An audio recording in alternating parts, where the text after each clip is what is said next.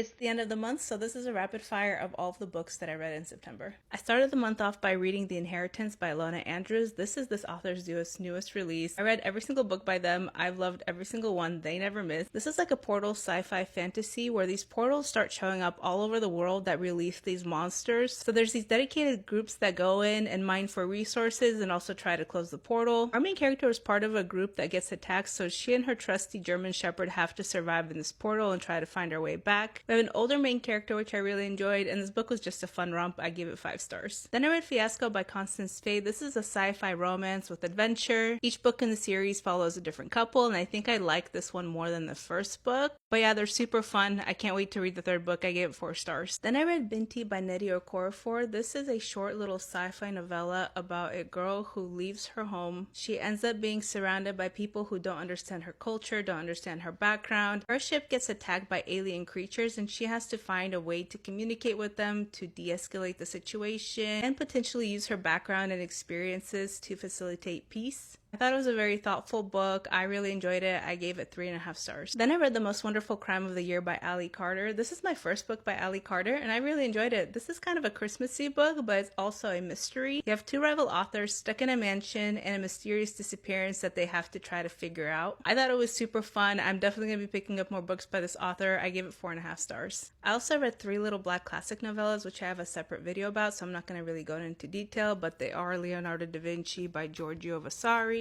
Aphorisms on Love and Hate by Friedrich Nietzsche, and The Robert Bridegroom by the Brothers Grimm. I enjoyed all 3 of them. Highly recommend. They were all really good. I also read an arc from NetGalley of A Dragon Wakes with Thunder. This book is now released, but I got it kind of late, so I did end up reading it after the release date. This is book 2 in the Night Ends with Fire duology, which is like a Mulan retelling. I really liked the first book, but I feel like the second book kind of missed the mark. It felt like the author was just taking all these different plot points that didn't really make sense and just like shoved them together to try to create like an action adventure story. But there wasn't a lot of build up to these plots. The characters felt very flat. The relationships were like mediocre, and I found myself just kind of like forcing myself to get through the book. So while I did like the first book, I feel like the duology as a whole kind of falls flat for me, and I gave this book 3 stars. I also read The Fable and Namesake duology by Adrienne Young. They're a very fun young adult fantasy adventure. The story was really interesting, really well developed. I gave the first book 4 stars and the second book 3.5 stars. I read The Ballad of Black Tom by Victor LaValle, and I don't know how I feel about this book.